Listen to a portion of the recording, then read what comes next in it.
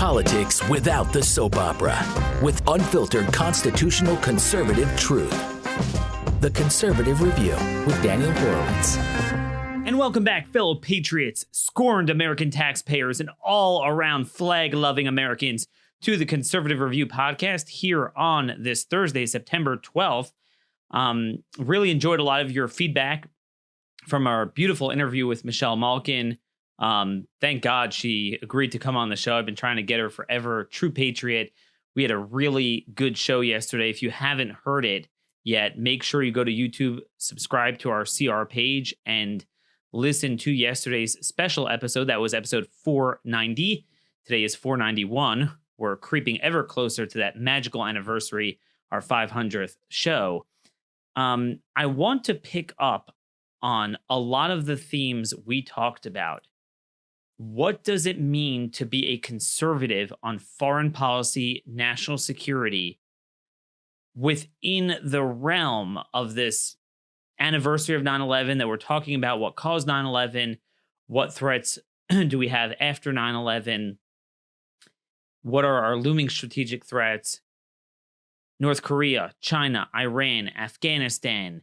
What to do, what not to do. Juxtaposed to Homeland, border, immigration. Tall order. We're not going to cover it all in depth today. But one of the reasons why I think a lot of you enjoy this show is because we give you a steady Eddie path of what we believe, and whether you agree or disagree. And we have a, somewhat of a diverse audience, mainly very conservative, but all sorts of people tune in to listen. And I think a lot of you appreciate that we don't bend in the wind based on who is saying something. So I'm going to be the opposite, or I'm going to be only what he says. And we're not going to color our beliefs based on reactionary instincts and impulses to someone that we like saying something or we dislike saying something. Unfortunately, that is the time we live in, a time of false dichotomies. And as we said yesterday, nowhere is this more apparent than when it comes to foreign policy and national security. Now, to begin with, we have a very, very weak movement on the right when it comes to any issue. No one's really giving a vision on anything. But I think intuitively, most people still know in a general sense what it means to be a conservative on traditional values and on economic issues. Even when it comes to immigration, I think most non-political elites fully understand that. But when it comes to foreign policy, military intervention, how that intersects with homeland security, national security, things get very murky. Because the truth is, it is very complicated. It's not a matter of, are you a dove or are you a hawk? Are you an interventionist or an isolationist? These are vapid terms that don't speak to our times. And I think the important thing that we try to do here is conjure up the broad principles of conservatism and really the broad principles of what it means to put Americans and America's national interest at, first, to the specific challenges and points of decision that confront us today. Right now, you hear a lot of noise about things Trump's doing and not doing on foreign policy. You hear a lot about Afghanistan. You hear a lot about him inviting or was going to invite the Taliban to negotiate at Camp David. You hear about the firing of John Bolton as national security advisor. And what that's done is it's created a lot of tribalism. Like, are you in the Tucker Carlson, Rand Paul camp, or are you in the John Bolton camp? And then that's created a lot of false choices with a lot of people throwing out the baby with the bathwater. Well, I mean, there's Iran and Afghanistan are different stories. There's what tools we're going to use to fight our enemies. What is our enemy? What is our strategic interest? And then how are we going to fight it? Is that a military issue? Well, what sort of military force? For how long? To accomplish what? Is this a soft power issue? Is this more of a homeland issue like we discussed yesterday, with most of the terrorism really being an immigration and a homeland network issue? And the problem that I am concerned about is that each one is feeding off of each other And what we get is, because there is no definitive conservative approach, the president is just drifting into the swamp. And I'm caught because I don't agree with John Bolton on everything. But the problem is the direction the president is heading in my view, looks like he's throwing out the baby with the bathwater. In my view, John Bolton and some of his supporters are at fault for pushing the president in what I believe is very much a wrong direction, because of a lot of their failures to get us involved in certain things we shouldn't be involved in. And therefore, now he's throwing out the baby with the bathwater. He wants to negotiate with Taliban, negotiate with Iran, negotiate with North Korea, because rightly so, he's looked at the last 18 years of dumpster fires and says, look, I don't want any more trouble here. But the problem people need to understand is that, in my view, both Tucker Carlson and John Bolton were wrong in certain areas. And I think, my buddy Josh Hammer at Daily Wire, he put out a piece that I think really captures this third way, which, if I'd be so brazen to speak on behalf of most conservatives, I think really is the traditional conservative way. Mainly focus on the homeland, focus on the Muslim Brotherhood networks, getting rid of them here, shut down immigration from the Middle East, as much immigration as we can everywhere. Really, we need to cool off, more prudent immigration policies, focus on the cartels, the border, which also will counter Hezbollah and the other threats at our border. But then we do need to recognize that there still are threats in the world. The same way we recognize that there's evil that wants to come through immigration, there's evil, even if we don't let in, that in certain circumstances could affect eventually our homeland, but our shipping lanes, our interests overseas. And we have to understand which ones affect us, and then what are the proper tools to counter them. And I think nobody has laid that out, and that is the problem. And that's why we're caught with this situation where, it's too nuanced for me to even write an article on this. And this is why I haven't written any essays or columns on the firing of John Bolton, because I didn't agree with him on everything, but I did agree with him on some things. I don't like where the president's heading. And those like Tucker who are cheering his resignation or firing, the problem is what they don't realize is the things you didn't like about Bolton, that's not going to change. You're going to get all of the vices of Bolton with the pacifist military industrial complex, status quo, foreign policy establishment crowd that chased him out. It wasn't a bunch of Tucker Carlson populist nationalists that chased him out. It was the swamp that chased him out. So my memo to Tucker is, we ain't pulling out of Afghanistan. You're going to still get the Afghanistan dumpster fire. You're going to get the Syria dumpster fire. You're going to get the Iraq dumpster fire, except he's just going to be weaker on Iran, weaker on North Korea, and still ignore our border, which he is. Now, Trump has finally listened to us with some of the immigration law policies, thankfully. But look, I have a column out today on how we could take the Supreme Court victory from last night to the next level. It's still half-baked. We talked about that a little bit earlier this week with this return to Mexico policy. Maybe we'll elaborate a little bit more tomorrow. But it's still half-baked. We're still well beyond where we were under the Obama administration. That is not a victory. That's not success from this administration. That's getting us out of the hell that they got us into. And still, the cartels are worse than ever. And look, I myself have criticized Bolton for not viewing the border as enough of a national security priority. But I will tell you, he was more hawkish on immigration than anyone else, than Pompeo and the State Department guys who want to bring in endless refugees.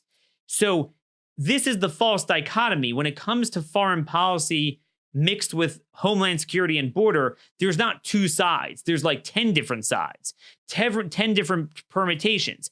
Some people might agree with each other in a given theater or disagree with each other for differing reasons.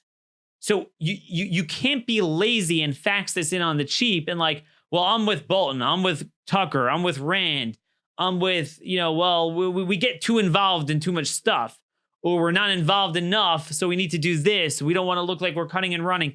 These are all platitudes that we've worked for a long time to really cut through the grease. Now, we're not going to be able to do all that today, and I referenced not just yesterday's show, episode 490, but episode 326. If you go back to just Google Conservative Review Podcast, Daniel Horowitz, episode 326. In fact, I'll put this up on the screen here, that it was something like the true hawkish position on foreign policy, where I believe that a lot of the Bolton crowd, some people might call neoconservatives, I think while I agree with them on some things, I think they have harmed their own case on being tough on Iran and North Korea, where I believe we do need to take a tough line. That doesn't mean nation building and getting involved in a 20-year, military conflict in a combat zone. But I believe that both politically and strategically, as I said yesterday, they have harmed our position, their own position, and they've made a lot of people wary about being tough on anything. And I think that's what's kind of pushing Trump into this very scary mode of just reverting back to Obama, literally Obama, on both Iran and North Korea. That is my concern. So first, let's get to the critique of them. And then I'm going to get to the critique of kind of the other end of the spectrum, the whatever you want to call it, the crowd that's like, oh, we don't need any robust foreign policy, anything outside our border. Who cares? Iran's not bothering us. We don't need sanctions. Let's just let them do their own thing. And, as long as we're not there, they're not going to bother us. There's a very big difference between the Taliban in Afghanistan and Iran. Very big difference. So obviously the critique of Bolton and these guys is that by getting us involved in 18 years in Iraq, Syria, Afghanistan, all of these non-nation states that are tribal warfares that do not have the ability to affect us unless we go there, and then there's nothing to do there. There's no ground to be held. There's no solution to them. They've depleted our resources and our resolve, that now a lot of people are leery about any robust foreign policy, aggressive use of statecraft anywhere, because they associate that with the so-called neoconservatives. And I think they haven't sworn off the mistakes on those battlegrounds enough. Then you have Trump, but then there's the false choice of Trump now negotiating with the Taliban, bringing them to our shores. The same way I believe that we don't need to be in Afghanistan. This is an immigration problem. Don't go to Afghanistan and then bring in migrants from there. Well, don't bring in the Taliban to negotiate at Camp David on 9/11 either. So that's a false choice. You don't need to do that in order to just drop Afghanistan. There's nothing to negotiate with. They're not going to abide by anything anyway. What we need to do is grab our assets. Might take several months, so we don't leave them in the field for our enemies to get, round them up, and bring them all to Bagram Air Base. I would maintain Bagram Air Base and enough of a perimeter around it to secure it. Right? That's something our military can do. Define a landscape and secure it. What we can't do is secure a country of 21 tribes that don't like us and will always fight us, and we're going to, get hit by all sides of it. That never works, and history has shown that. That's what doesn't work. So, I believe the Taliban don't threaten us unless we're there.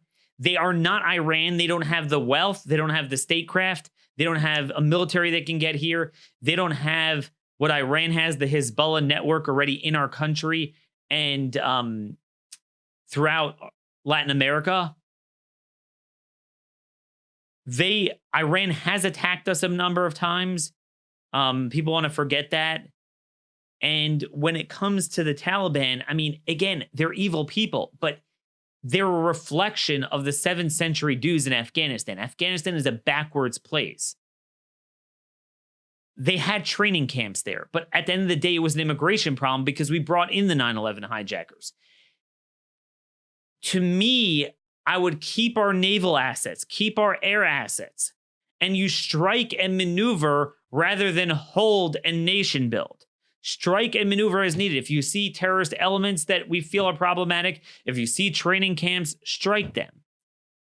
But what is unacceptable is to lose Green Berets every week when we know we cannot look them in the eyes and tell them we have a definitive mission, having them flung out precariously throughout the entire country, holding together something that's not being held together. So I'm for pulling out in the way I explained, but I'm not for negotiating with the Taliban. Screw them. So Bolton was right about the Taliban. He's right about Trump being weak on Iran and North Korea. But I believe he was wrong about remaining in Afghanistan without giving us a plan of what that looks like, why we're there, and what we're going to accomplish. The problem is that, one other thing with the neoconservatives, what bothers me is that I never hear that crowd talking about the Muslim Brotherhood networks here, and I never hear them talking about the immigration problems, and I never hear them talking about the border. And if you claim to be a national security hawk, that you think somehow Afghanistan in this day and age is going to affect us, then by a factor of 100, you need to be talking about this. I have an article out today. Yesterday, it's kind of the second half of my 9/11 manifesto. That the problem primarily is not overseas, it's in our country. So yesterday, I talked about more the immigration side, that we're bringing in too many people from the Middle East. That's the problem. But there's the second half of it that once they're here, and then the ones already here, we have the Muslim Brotherhood networks, CARE, ICNA, ISNA, MPAC, all these Muslim Brotherhood organizations tied to Hamas, Hezbollah, and even some of the Sunni groups like Shabab and Al-Qaeda. They are allowed to operate freely on our shores, and they radicalize people. So it's not just that we're bringing in so many migrants, it's that we're bringing them into Muslim communities that are completely controlled by terrorists. The dirty little secret, as I noted in my article today, from the Holy Land Foundation trial 10 years ago, which we should have followed up with and indicted the unindicted co-conspirators, but the Obama DOJ just obviously scuttled that because they agree with them. But what was discovered was a very disquieting revelation that every major Muslim organization in America is tied to terrorism. That is a reality. So, even though it doesn't have to be this way, that every Muslim that comes to America is going to get involved in radicalism, and indeed some leave the fold and don't. But if you're going to be a very religious Muslim and you're going to go to the mosque and go to a Muslim private school, this is what you're being fed. They're not run by Zuhdi Jasser. And that's part of the government's fault, because not only did the government allow terrorists to operate networks on our soil, the Muslim Brotherhood is banned in Egypt, the UAE, and Saudi Arabia, but they're not banned in Europe and America. That's what's insane. That's the biggest thing we can do to prevent another 9/11. It's not just that we let them in through our visa system, that's bad enough, but they worked with the pre-existing Muslim Brotherhood networks that facilitated it, that we should have been onto for years, because they are the same networks that were already involved in the 93 bombing of the World Trade Center, as well as the 1990 assassination of Rabbi Meir Kahane. Same people, same cells. I'm going to link to in show notes Patrick Poole, friend of mine, who's a counterterrorism expert. He used to write his columns at PJ Media. Now he does more consulting work. He wrote a list of 10 people that not only were not prosecuted or banished, denaturalized in the case where they were naturalized citizens, and deported in the case where they weren't citizens yet. Our government indulged them as legitimate Muslim community leaders in outreach. And these guys, to this day, we still have this going on, where the Pentagon, state, and DHS work with radical Muslim Brotherhood groups as the fox in the henhouse. They allow them in, give them security clearances to work on counterterrorism. It's Orwellian. This hasn't changed much since the Obama administration, since the Bush administration.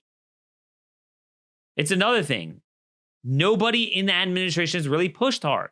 And I don't know if Bolton did either. And that's the problem with a lot of these neoconservatives. You never hear them. You'll Google a lot and you'll hear a lot on Iraq, Syria, Afghanistan, and then Iran, which I agree with on Iran for the most part, which we'll talk about. But you don't hear much on immigration, and you don't hear much on the Muslim Brotherhood. You cannot claim to be a hawk on terrorism, a hawk on 9/11, and not talk about this. So Patrick has a case of 10 of these people. It will blow your mind. Anwar al-Awlaki, he was one of the earliest casualties of the Hart-Celler immigration bill. They came earlier. He was born here in 1971, so he was already born here. To this day, he was eventually killed in a drone strike in Yemen when he moved over there in 2011. To this day, terrorists are still inspired by him. He was in America, operating in broad daylight. From FBI documents that weren't discovered till 12 years after 9/11, thanks to the good work of Judicial Watch, we now know that this man bought tickets for Mohammed Attaf, airline tickets for Attaf and two other hijackers that are believed to have been used in May and June of 2001 for a dry run. This guy, Anwar al-Awlaki, bought those tickets. Folks, did you know that Anwar al-Awlaki, this man, was invited to the Pentagon by the military for a luncheon for, quote, community outreach to Muslims as like a legitimate player 4 months after his disciples that he helped flew planes into that building? And you want to talk about, Afghanistan, if we're not in Afghanistan, they're going to attack us? Talk about the problem on our soil. We still haven't rectified this. You know, he mentions, I write, and I'm going to link to this in show notes. You should go through all 10. I mentioned two others that Patrick highlights. One of them is this guy, Sheikh Mustafa, Kifa Mustafa. He is listed in the names, like 240 names of unindicted co-conspirators as a fundraiser for Hamas. He was the Holy Land Foundation's Indiana guy, I believe. He was given a tour of O'Hare Airport as part of the FBI Citizens Academy, where they would train like community leaders on counterterrorism. How did he obtain a security clearance? His behavior was known. Prior to him getting that tour in 2010, Mustafa's behavior was so repugnant that the Illinois State Police fired him as a Muslim chaplain. Mustafa filed a lawsuit with the help of CARE, and even the Democrat Attorney General at the time was appalled by him. Attorney General Lisa Madigan filed a motion in federal court in 2013, noting that Mustafa, quote, aided and abetted or at least cheered for terrorism after he was caught on video chanting, quote, terrorist lyrics. After the fact, this guy was he was let in. He was given a security clearance. To this day, the Trump administration hasn't changed. DHS, state, DOD, they work with people like Mustafa that are tied into CARE, ICNA, ISNA, all these organizations.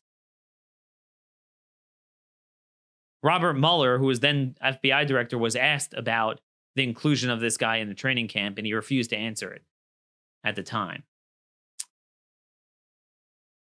And I cut myself off. I didn't finish the story on Anwar al-Awlaki. He was investigated. The FBI was investigating him for 9/11 already 2 weeks after the attacks, prior to inviting him to the luncheon, but he was still invited to this luncheon. And then a number of times in 2002, 2006, 2007, he was investigated, brought in for questioning by the FBI, but inexplicably, mysteriously to this day, we don't have an answer, let go. At some point, eventually we were onto him. He left the country and we had a kill or capture order, and he was killed in a drone strike on September 30th, 2011 in Yemen. They're not in the foothills of Afghanistan. They were in our country, and they were legitimized by the government. Let me read you just one more. Ali Muhammad. This was a guy who came from the Middle East. He came from Egypt when Egypt was kicking out Muslim Brotherhood people, and we decided it was a great idea to bring in people that Egypt thought were too radical. He comes here. He was Al-Qaeda's security chief for bin Laden and his guys. While we allowed him in the late 80s and early 90s to work with our special ops on Arabic cultural training at Fort Bragg. What sort of other things did he do? While he was working with the special ops at Fort Bragg, according to Patrick, quote, he was schooling U.S.-based Islamic militants in weapons, explosives, and martial arts, including the cell responsibility. In other words, he trained the cell responsible for the 1993 World Trade Center bombing then. This was in the early 90s. He also helped transport bin Laden from Afghanistan to Sudan. He trained the Somali forces who attacked our soldiers in Mogadishu in 93 and Black Hawk Down.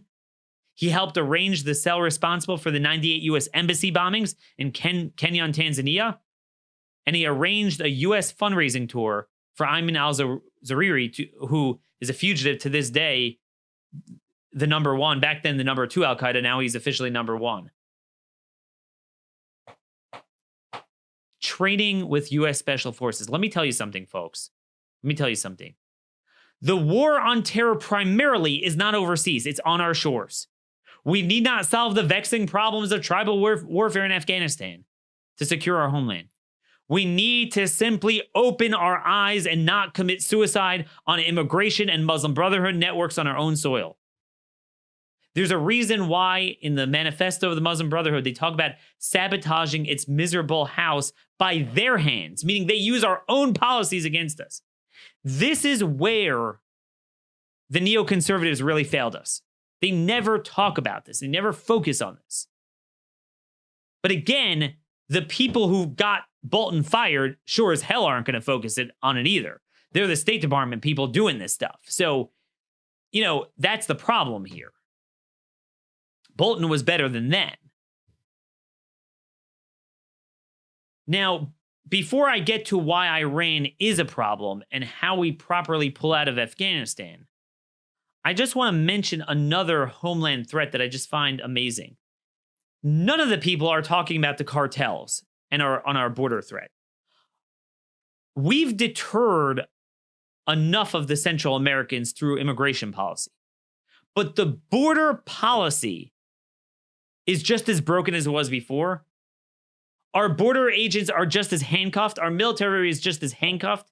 And our border is just as open,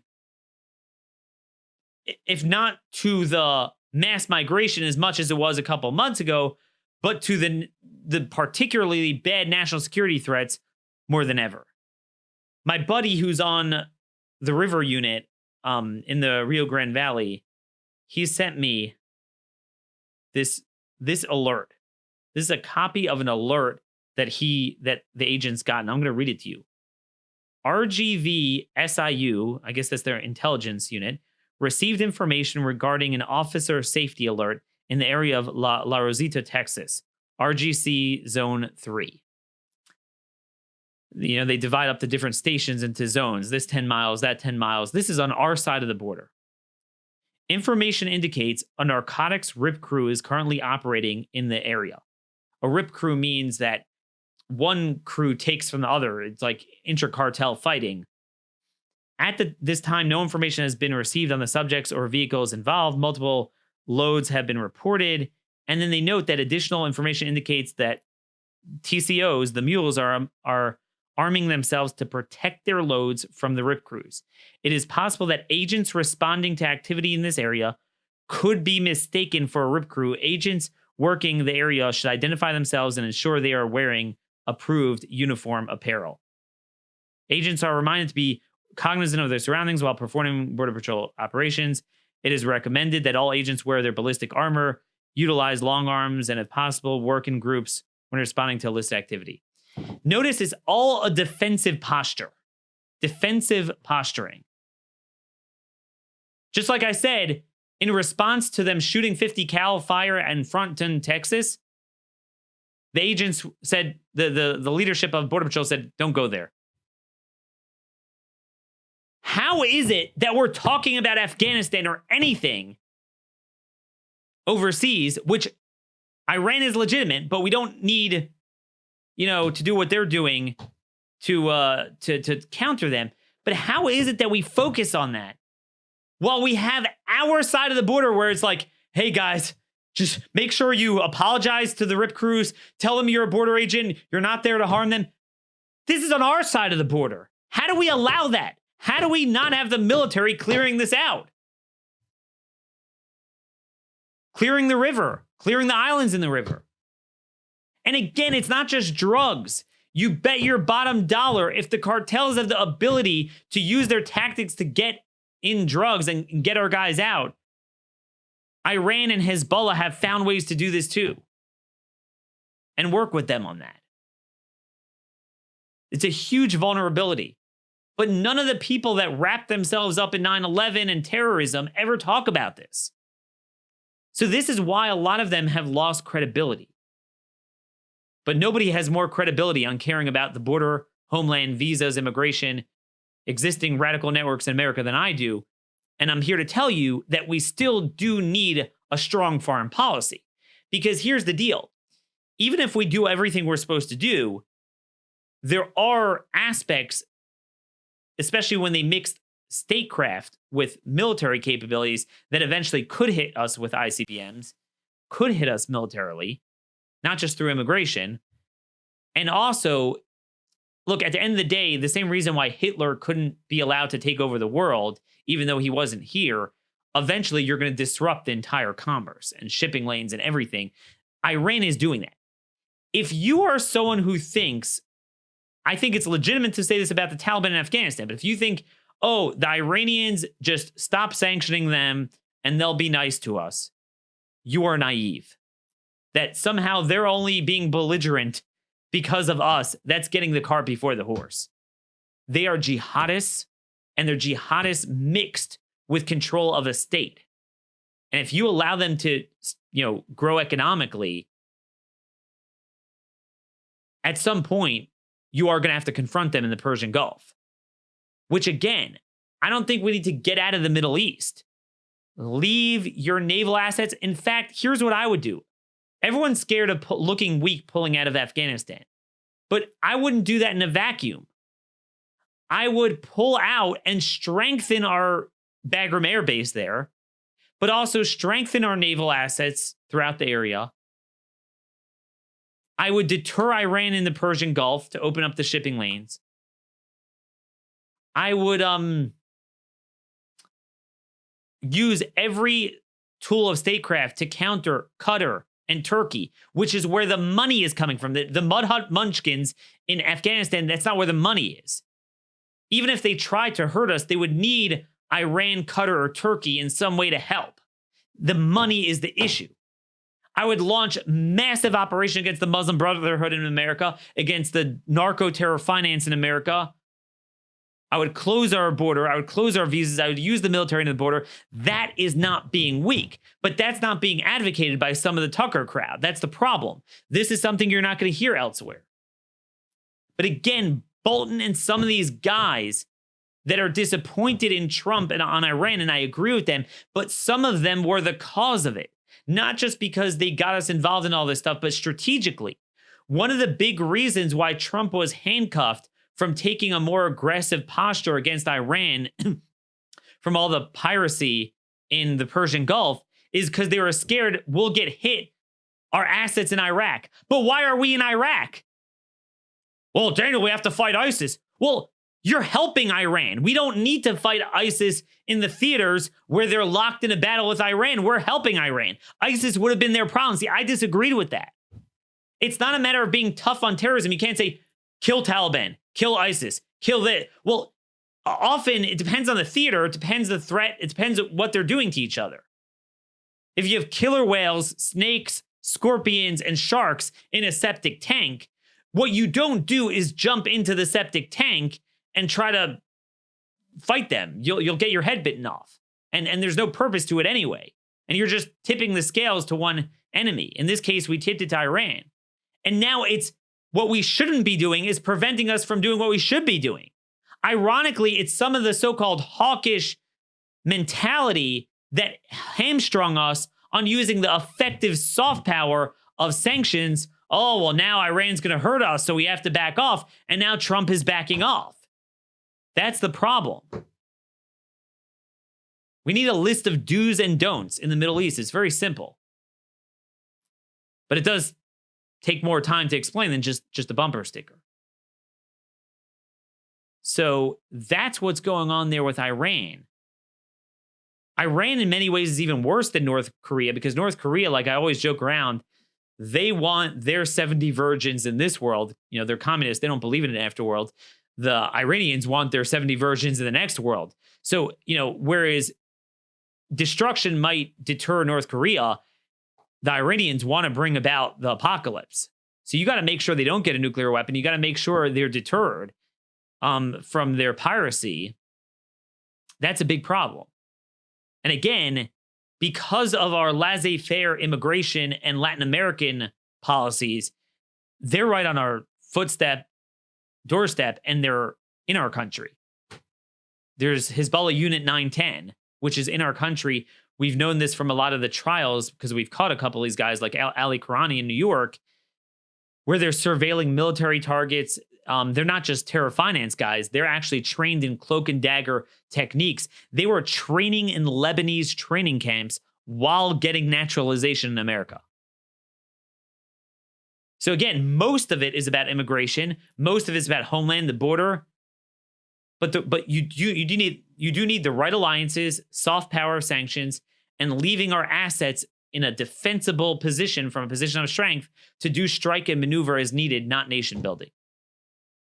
Even that requires more specifics, but the best I could explain that in a few-minute presentation, that is my position. So rather than just criticizing this guy or criticizing that guy and not showing my work, I think too many people criticize on the cheap. Oh, I don't like Bolton, or I don't like Tucker, or I don't like Trump's doing this, or Obama's doing this. You have to put the whole puzzle together and how you would address everything. And that's what we're trying to do. Turkey and Qatar are funding everything. In other words, Turkey and Qatar are doing what Saudi Arabia used to do pre-MBS. They're funding the subversion on our soil. I believe we need to implement Dave Bratt's old bill. It was called the Fire Act, where we should ban any funding of religion on our soil from countries that do not have freedom of religion. It's very simple. You don't have, if you're an American, you have a right to fund whatever cause you want, unless it, could be deemed as a violation of statute of criminal activity. You could fund any mosque you want.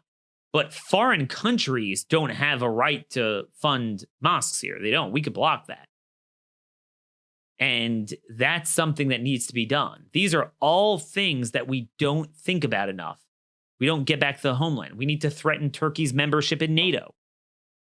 We need to threaten pulling out CENTCOM from Qatar. We need to apply maximum pressure to them. We need to do to Qatar what we should have done to Saudi Arabia back in the day. These are all things that directly address the threats, how they threaten us, and use the proper tools. What is a military issue? Preserve your military for what is a military issue and what the military can accomplish. What's a sanction issue? Use sanctions. What's another statecraft carrot and stick? Use the carrot and stick. And what's a homeland issue? Deal with the homeland to, DEA, FBI, prosecutions, deportations when they're foreign nationals, use the military at the border, fix our visa and green card system, cut off, just the funding on our soil. This is what we need to do. Very simple point. I just want to close with one thought on immigration that a lot of people, I think, haven't thought of. Why two thoughts I want to give to you. Why mass migration from the Middle East is the number one way you're going to get future terror attacks, endless cultural subversion that mixes with terrorism, and just all around turning America into what Europe already is. And that is, a lot of people think, oh, Daniel, you're an Islamophobe. You just hate Muslims. So, you don't want Muslim immigration. And what about, there's many good people that will come and whatever and join us. And what they don't understand is if you look geopolitically what's going on in the Middle East and what's going on in America, you're not helping people that could potentially be Zuhdi Jasser style Muslims, enlightened Muslims. By definition, what's going on now is designed to get us more of the Sharia types. And then, like I said, the first half of the show, once they're here, even if they didn't start off being radicalized, guess who radicalizes them? All the groups that DHS, state, and DOD work with. And the media legitimizes, the culture legitimizes.